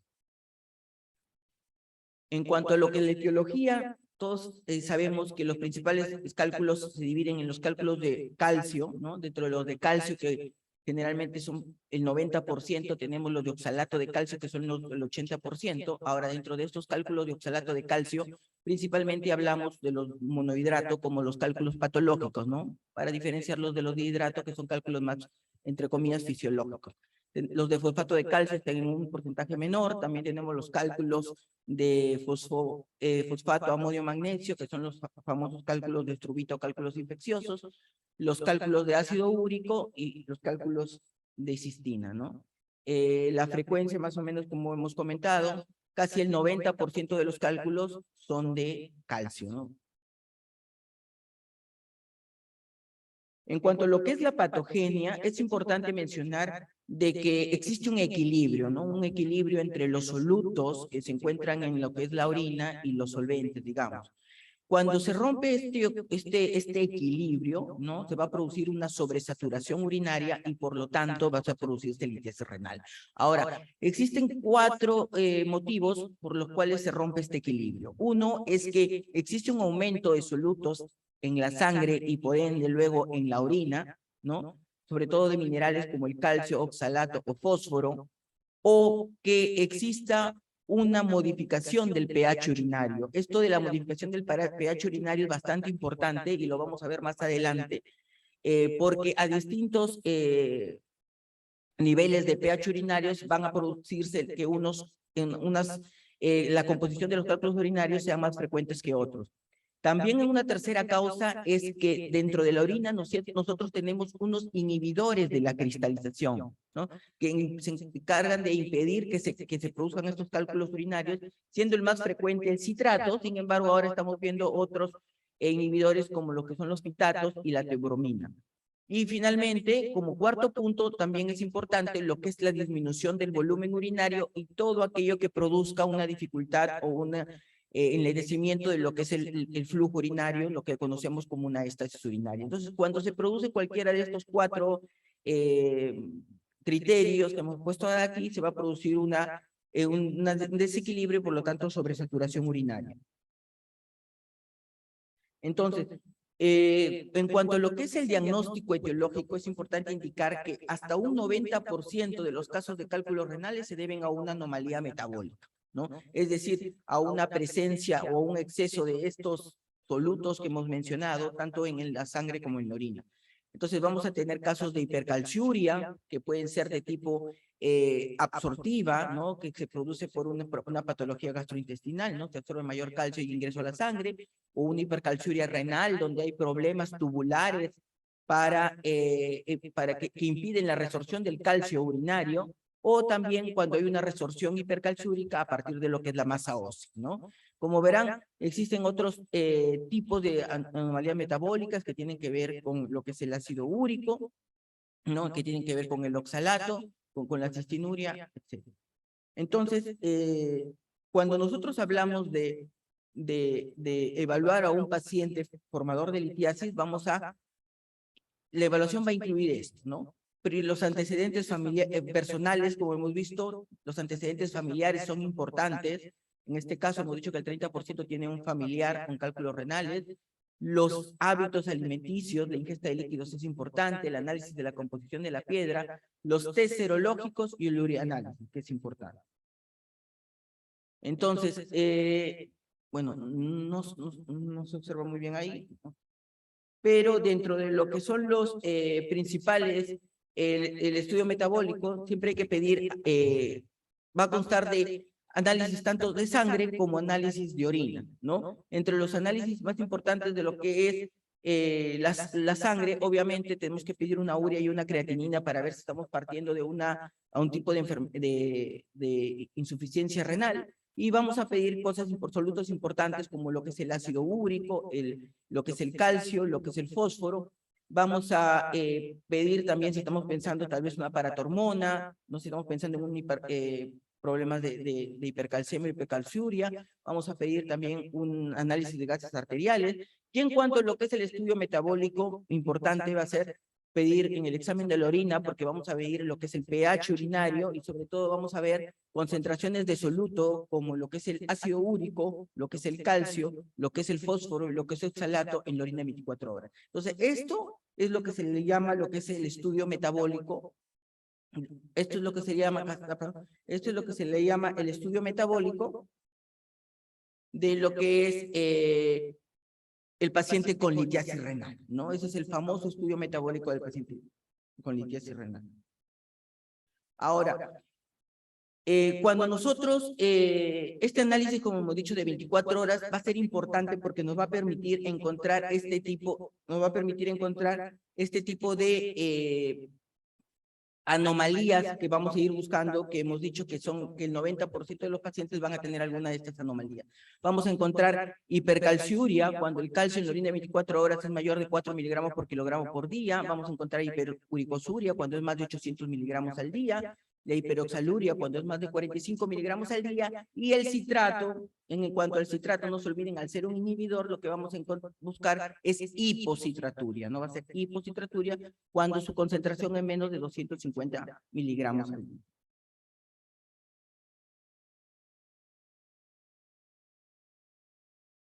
Entonces, En cuanto a lo que es este estudio metabólico, como he mencionado aquí, el estudio metabólico debe ser hecho por lo que es el nefrólogo. Ahora, no existe un consenso hasta el momento si se debe hacer este estudio metabólico con el primer episodio de cálculo renal, ¿no? Existen muchas discusiones, sobre todo por el costo de lo que es el estudio metabólico, si un paciente, cuando tiene un primer cálculo, un primer episodio de litio renal, debería hacerse. Unos dicen que considerando la alta recurrencia, deberíamos iniciar con el estudio metabólico.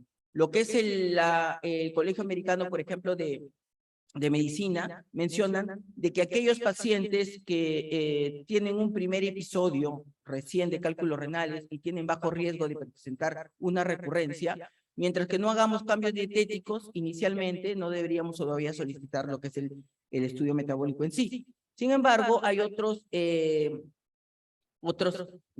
sociedades, como lo que es la Asociación de Urólogos de Europa o a la Academia Americana de Urología, que recomiendan que todo paciente se debe hacer el estudio metabólico, así sea su primera vez, ¿no? Y se debe hacer con 2 colecciones consecutivas de orina de 24 horas. Ahora, ¿en quiénes vamos a ver predominantemente lo que son las indicaciones para un estudio metabólico? En aquellos pacientes que tienen algún factor de riesgo, ¿no? Un mayor riesgo. Por ejemplo, en aquellos que hemos dicho que tienen antecedentes familiares, los pacientes que tienen cálculos renales bilaterales, los pacientes que tienen alguna enfermedad inflamatoria intestinal, ¿no? Como vamos a ver cómo están asociadas estas enfermedades inflamatorias intestinales a los cálculos de oxalato de calcio, los pacientes, la muy famosa operación bariátrica actual, los pacientes que tienen algún problema de hiperparatiroidismo, gota o acidosis tubular renal, los pacientes que tienen algún problema de fracturas patológicas, ¿no? Y los pacientes de ácido úrico, ellos mencionan de que debería hacerse lo que es un estudio metabólico inicial. Ahora, a pesar de que como vemos aquí, ¿no?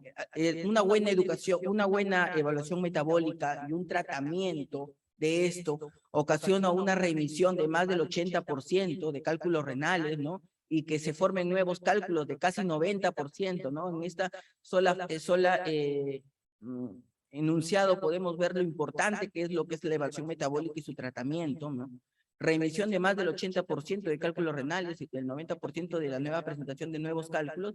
Entonces, vemos la importancia de lo que es la evaluación metabólica. Sin embargo, actualmente, ¿no? Se hizo solo el 7% de los pacientes, de todos los pacientes que tienen cálculos renales, solo el 7% tienen una evaluación metabólica dentro de los siguientes 6 meses de su presentación del cálculo renal.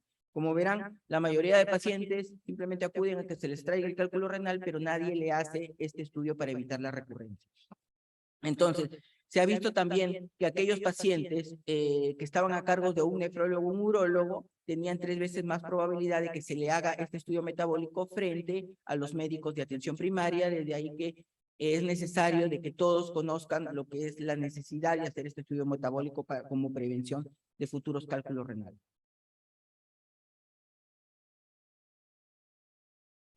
Como hemos mencionado, ahora vamos a ver lo que son los diferentes anomalías metabólicas relacionadas a los cálculos renales. Tenemos primero la hipercalciuria, que es la más frecuente, ¿no? Dentro de la cuando siempre encontremos calcio en orina, en orina de 24 horas, más de 4 miligramos por kilogramos al día, debemos plantearnos si está asociada con hipercalcemia o no está asociada a hipercalcemia. Si está asociada a hipercalcemia, siempre acordarnos ir a buscar más allá, ¿no? Buscar pacientes con hiperparatiroidismo primario, en un mundo de cáncer, ir a buscar pacientes que tienen metástasis por neoplasias, mielomas múltiples, linfomas, ¿no? Entonces, no olvidarse, siempre que un paciente tenga hipercalciuria, hipercalcemia, incluso con simplemente haber hecho una hipercalciuria, podemos ir y encontrar una sospecha de alguna neoplasia, ¿no? Si tenemos un paciente con hipercalciuria, pero calcio normal, siempre hay que buscar lo que es una acidosis tubular renal. En cuanto a lo que es el hipercalciuria, si bien es cierto, hemos mencionado de que existen diferentes tipos como la absortiva, como lo que es la resortiva y lo que es la reabsortiva, realmente hacer un estudio más allá para diferenciar cada uno no ha señalado que es importante, ¿no? Y realmente no cambia mucho lo que es el manejo. Entonces no hay necesidad de hacer esta distinción. En cuanto a lo que es la hipocitraturia, considerando que la hipocitrato es un gran inhibidor de lo que es los cálculos renales, la hipocitraturia generalmente está relacionado a estados acidóticos, ¿no? A acidemia. Entonces, está relacionado a acidosis sistémica, que puede ser por acidosis tubular renal, ¿no? Como en casos de pacientes con diarrea crónica, o está asociado a lo que es al exceso, a la excesiva ingesta de proteínas, ¿no? Sobre todo las que son las carnes rojas, llevan a una acidemia sistémica.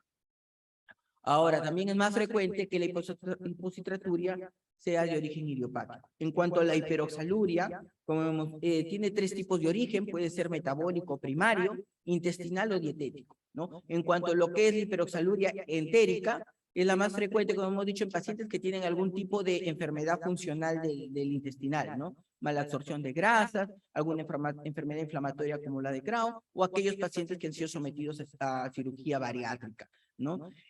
También puede ser, si es dietética, por el alto contenido de oxalatos, de alimentos con oxalato, o por aquellos que están haciendo restricción de calcio en su dieta, ¿no? Cuando bueno, se les aconseja a algunos pacientes que tienen cálculos renales, que tienen que disminuir el consumo de calcio, pueden estar haciendo más cálculos de oxalato de calcio.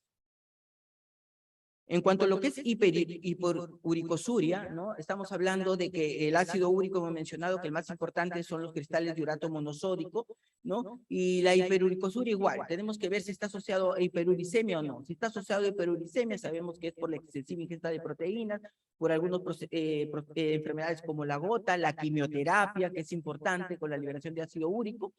Sin embargo, es importante entender que cuando un paciente tiene un pH urinario ácido, tenga hiperuricemia o no tenga hiperuricemia, solo por esta condición, lo más probable es que un paciente tenga o pueda tener cristales de ácido úrico, ¿no? Independientemente de la hiperuricemia o de la hiperuricosuria, el pH urinario ácido. En cuanto a lo que es la estrubita, ¿no? Como les mencioné, son los cálculos famosos infecciosos o cálculos coraliformes y están formados por estas tipo de bacterias, ¿no? Y están asociados actualmente a lo que es el uso de los estén ureterales o cateterismo ureteral. Vamos a hacer el siguiente, vamos a avanzar.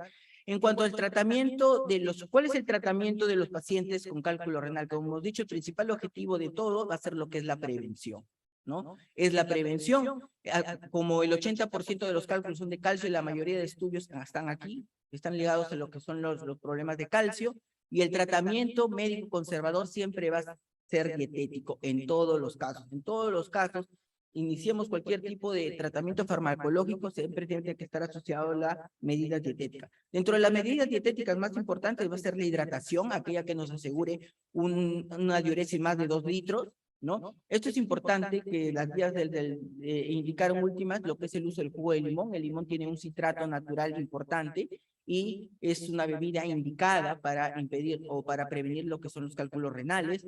La ingesta alta de sodio, esto también es importante. Un paciente que tiene cálculos renales, su dieta tiene que ser en cuanto a sodio como si fuese un paciente hipertenso, porque el sodio hace que uno excrete más calcio, el sodio permite que menos citrato llegue a la orina y el sodio también va a impedir que las tiacidas puedan actuar para prevenir lo que son los cálculos de calcio.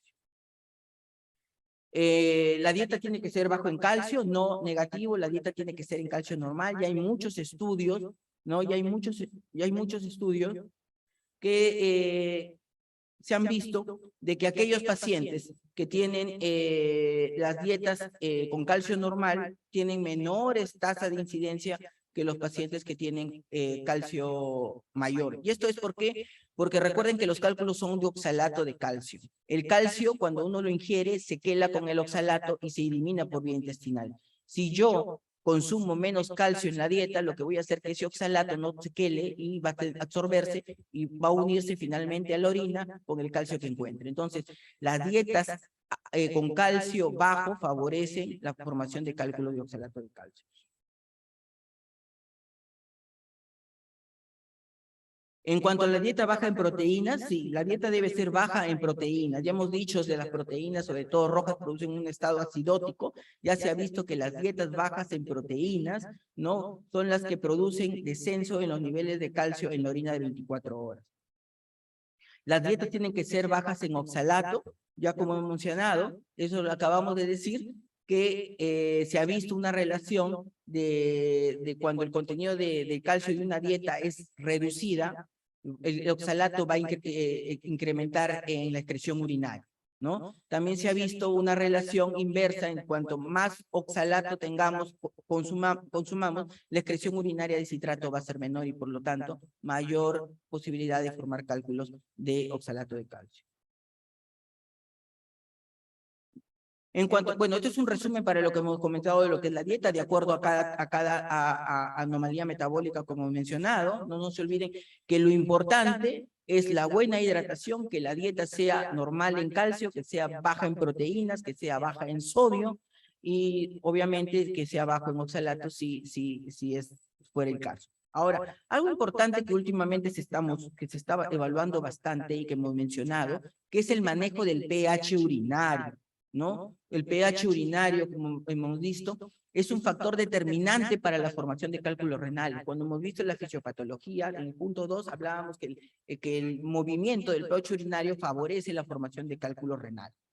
No, se menciona que el pH básico de la orina favorece la formación de cálculos de fosfato y de estrubita, mientras que el pH ácido de la orina tiene que ver con los cálculos de ácido úrico, ¿no? Esto es un resumen para ver que cuando el pH está ácido se van a formar sobre todo cálculos de ácido úrico y cuando el pH está ácido se van a formar sobre todo cálculos de estrubita y cálculos de fosfato.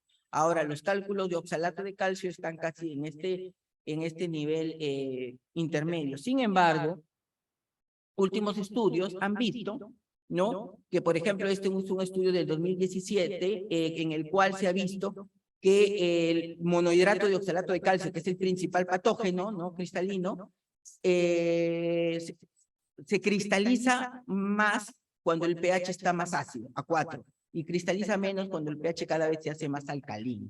Entonces, por lo tanto, dice la alcalinización de la orina es importante no solo para el ácido úrico, sino también para ayudar a la formación de cálculos de oxalato calcio y su recurrencia.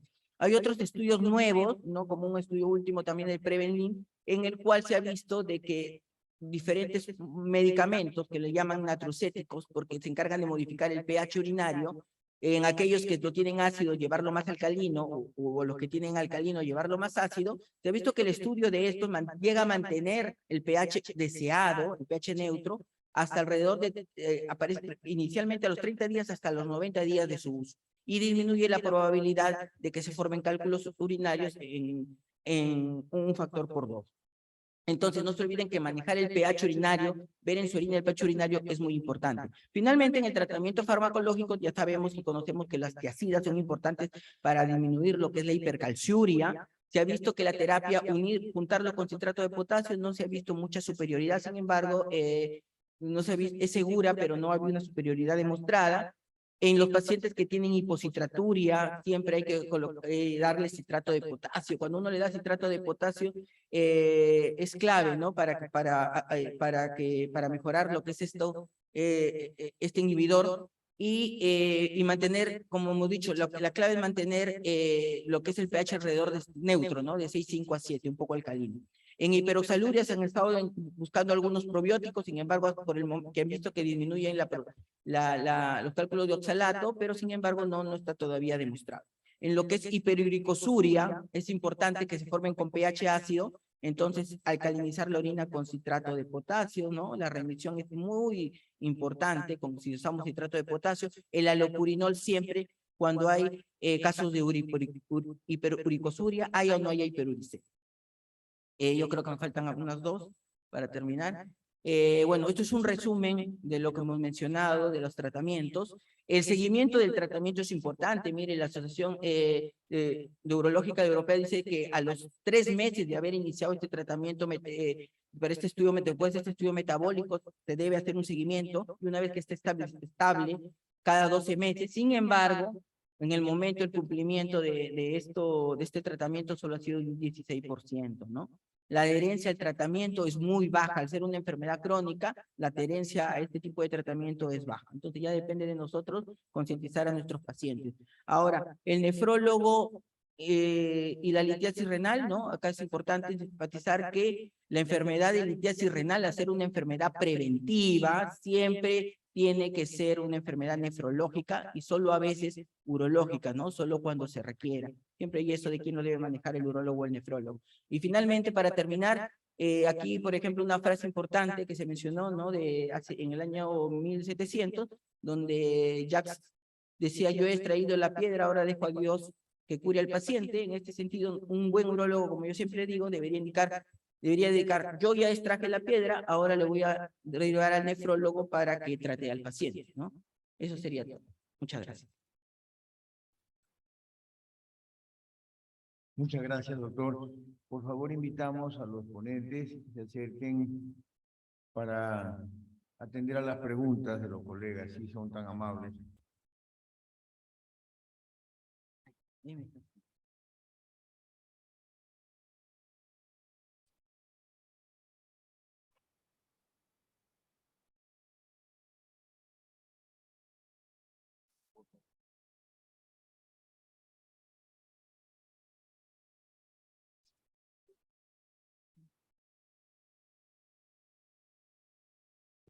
Bueno, a los colegas que están presentes y a los que nos están viendo en forma virtual, le invitamos a que realicen las preguntas correspondientes.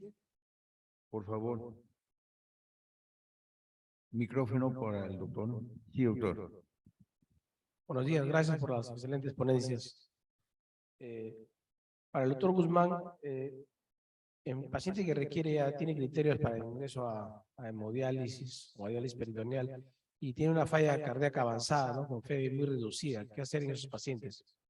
Y finalmente los pacientes que tienen un deterioro cognitivo, un Alzheimer avanzado. Es un tema muy importante el hecho de unir la insuficiencia cardíaca y que estos pacientes con insuficiencia cardíaca requieran terapia de diálisis. Muchos de estos, usualmente antes de que llegue a una enfermedad renal crónica terminal o estadio 5, muchas veces estos pacientes están muy sobrehidratados ya.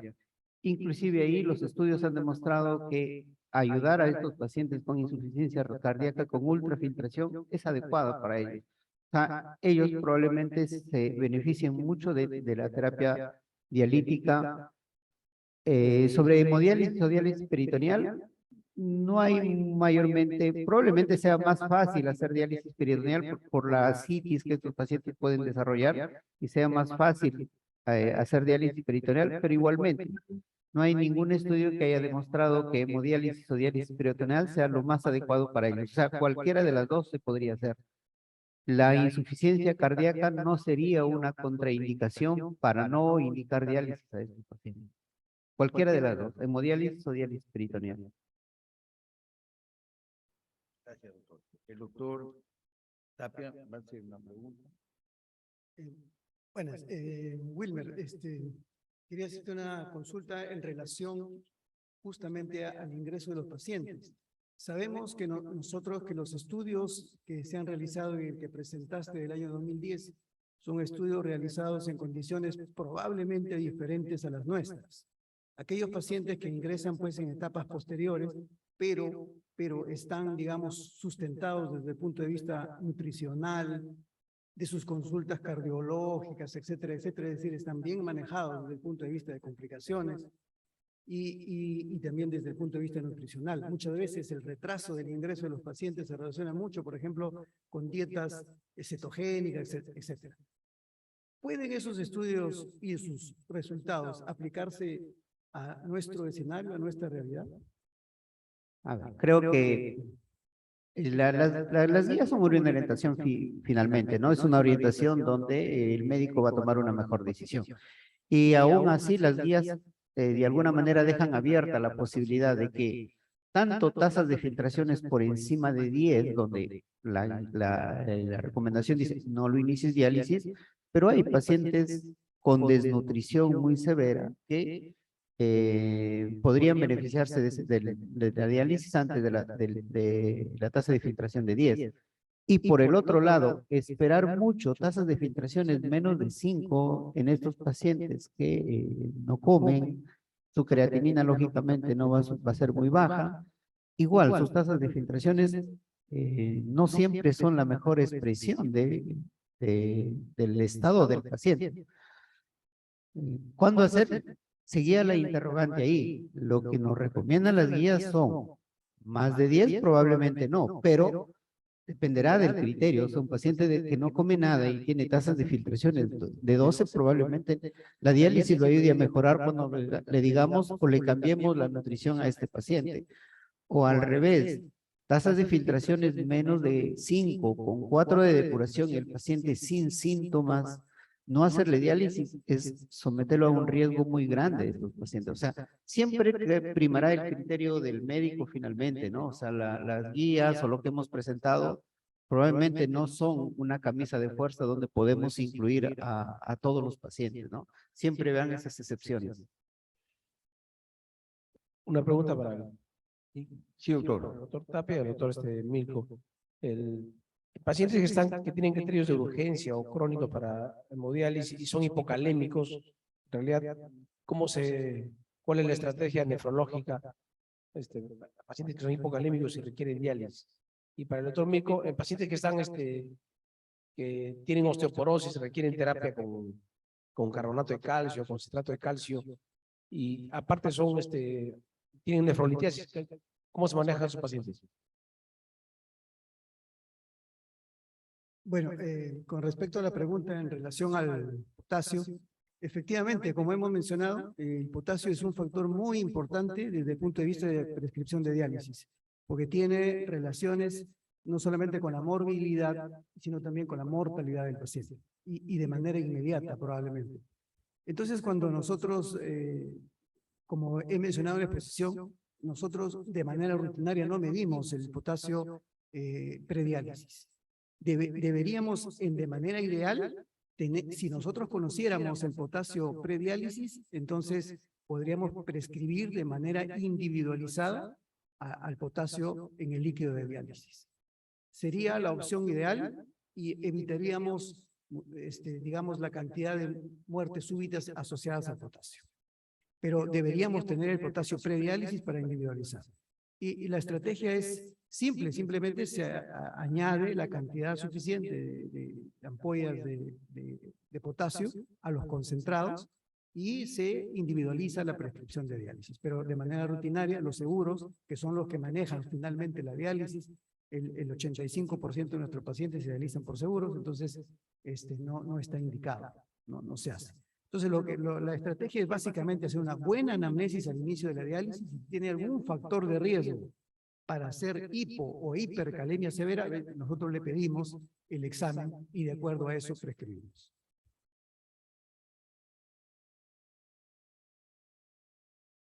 Sí, en cuanto a la relación de la pregunta de los pacientes que toman suplementos de calcio que sufren osteoporosis, es importante en estos pacientes hacerles la medición de calcio en orina de 24 horas.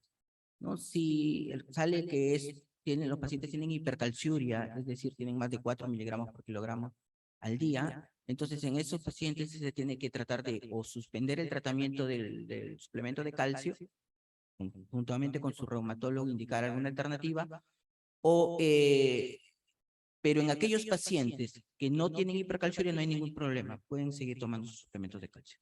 Entonces es importante realizar lo que es calcio en orina de 24 horas.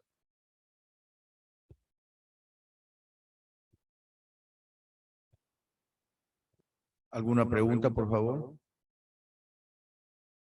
Sí, doctor, por favor. Al doctor, el micrófono. Sí, gracias. El doctor Villavicencio, usted habló de una dieta preventiva, ¿no? Para que los pacientes no formen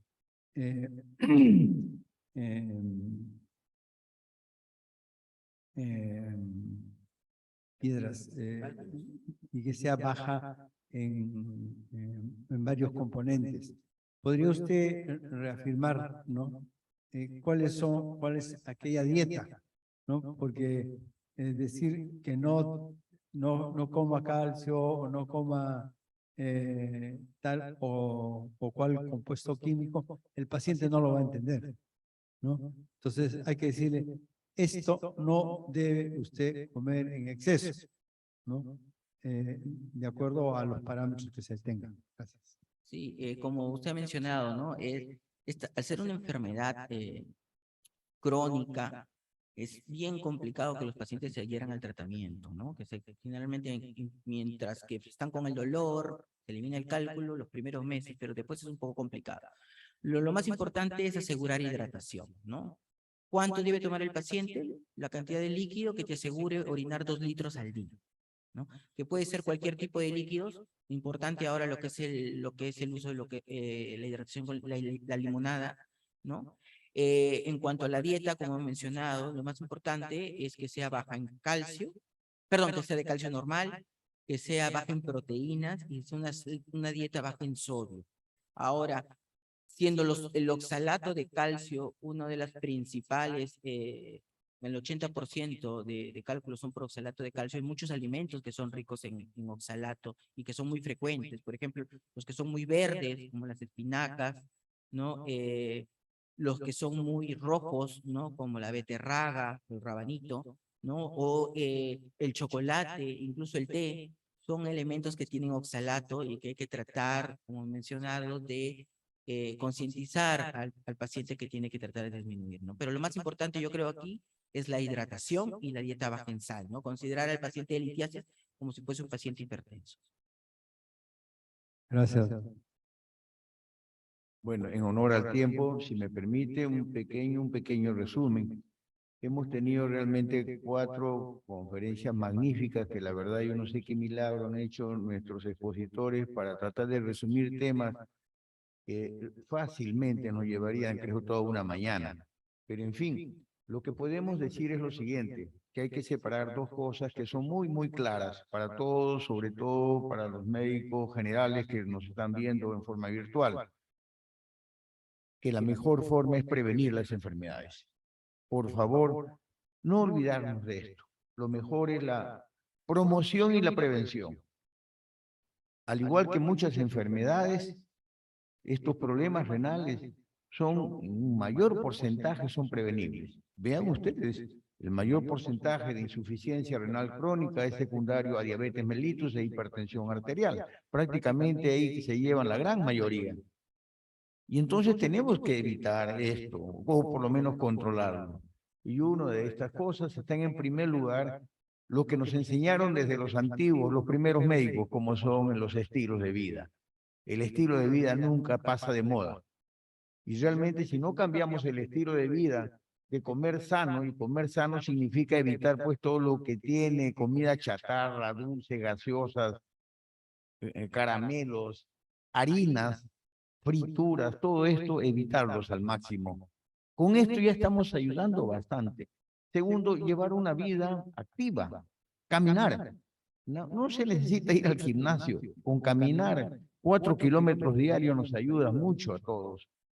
Tercero, tomar adecuada cantidad de líquidos, mínimo 2 litros de agua, como ha dicho el doctor. Pero por favor, sobre todo a los colegas de provincias, sobre todo hablo por Ica. En Ica, el agua que obtenemos es del subsuelo. Y ustedes vayan ahí que van a encontrar que el mayor porcentaje de agua del subsuelo tiene alto contenido de calcio. Por lo tanto, ya estamos atendiendo lo que decía el doctor, el mayor ingesta de calcio, pues ya tenemos todos los boletos comprados para tener nuestro cálculo. Entonces, tenemos que tomar agua tratada y, bueno, hacer un esfuerzo en utilizar los filtros o, en su defecto, comprar nomás el agua tratada, no hay otra cosa. Pero no solo es tomarla, sino incluso para la preparación de nuestros alimentos. Comer sano a lo máximo. Segundo lugar, ver los factores genéticos, por favor. Recordemos a la Fambrossier, Lalonde, a ellos que nos dijeron cuáles eran los factores que condicionaban las enfermedades en general a los pacientes. Entonces, por favor, si hay familia que tiene alguna enfermedad y lo tiene la misma, la generación siguiente, pues ir pensando cómo tenemos que cuidarnos. Y esto va por todas las enfermedades, empezando de la diabetes una vez más, de la hipertensión arterial, hasta las enfermedades específicas renales como puede ser el Alport, ¿no? Tener en cuenta incluso enfermedades como el DAO también puede dar problemas renales. Entonces tenemos que pensar en todo. Medicina es eso, adelantarnos. Y cómo aquellos que podemos cuidar, cuidarlos. Y aquellos que no podemos cuidar, porque como somos los genéticos por ahora, pues por lo menos hay que prevenir, hacer ese seguimiento, no esperar que el paciente venga con enfermedad renal crónica terminal, porque recuerden ustedes que la mayor cantidad de pacientes que tienen insuficiencia renal tienen una enfermedad silenciosa, que no saben que tienen la enfermedad renal y que lo podemos detectar mediante la creatinina. Y aquí para terminar, recuerden, colegas, no contentarnos con la creatinina. Apliquemos la fórmula que están en todo, ahora están en los celulares. Calcular la depuración de creatinina, que es muy fácil, solo sabiendo la creatinina, la edad del paciente, con el sistema más fácil, así, sin otras cosas más, podemos determinar el grado de funcionamiento renal y así tratar de diagnosticarlo más tempranamente una enfermedad renal crónica. Colegas, muy agradecido por su paciencia. Al doctor Paso, muchas gracias, doctor. Realmente ha sido muy gentil con su colaboración. Igual, estimados colegas, muy agradecido porque sus charlas han sido magníficas. Realmente, gracias. Y a ustedes, sobre todo, a ustedes, así como a los colegas que nos están viendo, muy agradecido por su paciencia. Gracias. La Sociedad Mediterránea se lo agradece.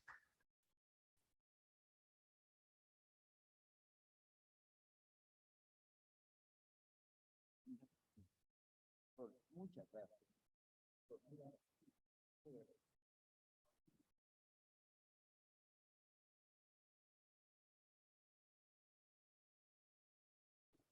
¿Perdón?